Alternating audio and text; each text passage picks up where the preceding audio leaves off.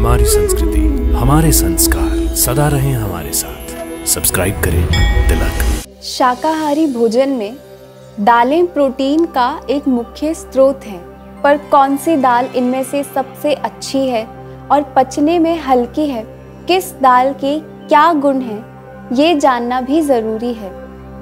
हरिओम, सात्विक जीवन में आपका स्वागत है। मैं डॉक्टर नेहल शर्मा, सात्विक जीवन के इस पथ पर आपकी साथी।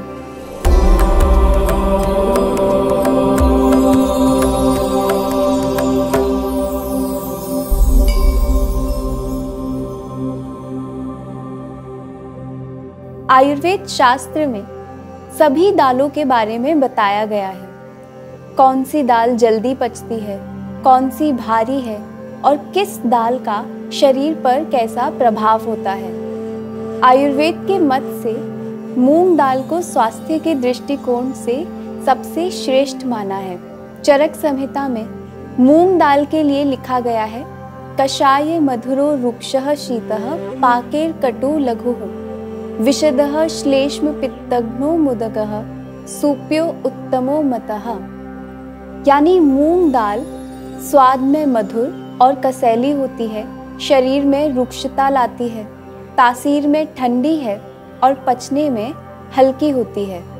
हरी मूंग दाल का प्रयोग ज्वर में या जब पाचन शक्ति बहुत कमज़ोर है तब भी किया जाता है। जैसे ज्वर या बुखार की प्रारंभिक अवस्था में मूंग दाल अच्छे से पकाकर काली मिर्च, सौंठ, सेंधा नमक, पीपली और ताज़ा अनार दाने डालकर कुछ देर उबालकर सूप के रूप में प्रयोग करना सर्वश्रेष्ठ है। दूसरी सबसे सामान्य उपयोग में लाई जाने वाली दाल है माश यानी उड़द। इसके संदर्भ में कहा गया है, वृष्यः परम वातहरः स्निग्धो उष्णो मधुरो गुरुः बल्यो बहुमलः पुंसत्वम माशः शीघ्रम ददाति। यह शुक्र धातु को बढ़ाने में श्रेष्ठ है, शरीर में रुक्षता को कम करती है, लेकिन साथ ही साथ पचने में बहुत भारी है। इसलिए जिनकी अग्नि या पाचन तंत्र अच्छा है उन्हीं के लिए उड़द का सेवन करना श्रेष्ठ है।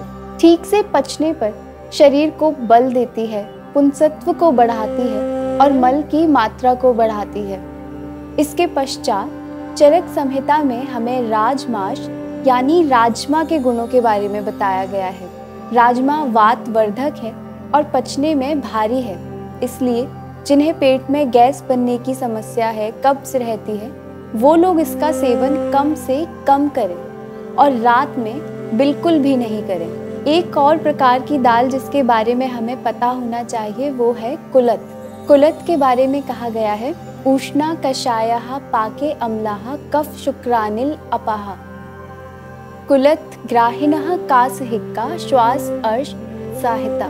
कुलथ की दाल को हॉर्स ग्राम भी कहा जाता है। इसका विशेष रूप से उनके द्वारा सेवन अच्छा है जिन्हें कब्ज रहती है, अर्श यानी पाइल्स है, भूख नहीं लगती और खांसी की समस्या बनी रहती है। मकुष्ठ यानी मोठ दाल के संदर्भ में संहिताओं में कहा गया है, मोठ की दाल स्वाद में मधुर होती है, शरीर में रुक्षता लाती है और तासीर में ठंडी है।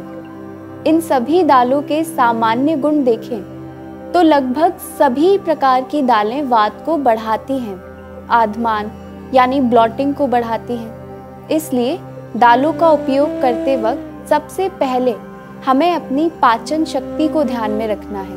मूंग, मसूर और अरहर की दाल पचने में हल्की है और बाकी दालों की अपेक्षाकृत वात को कम बढ़ाती है और त्वचा के लिए भी हितकर है, त्वचा के वर्ण को अच्छा करती है।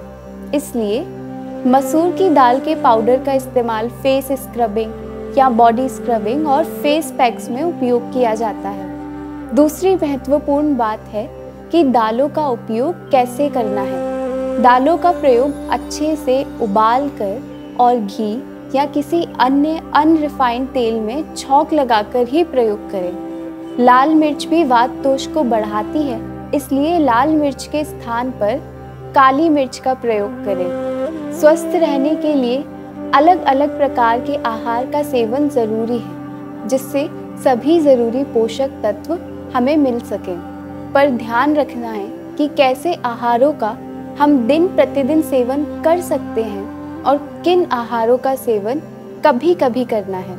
स्वस्थ रहें, प्रसन्न रहें, आत्मा और परमात्मा के मिलन की इस सात्विक जीवन यात्रा में हमारे साथ बने रहिए।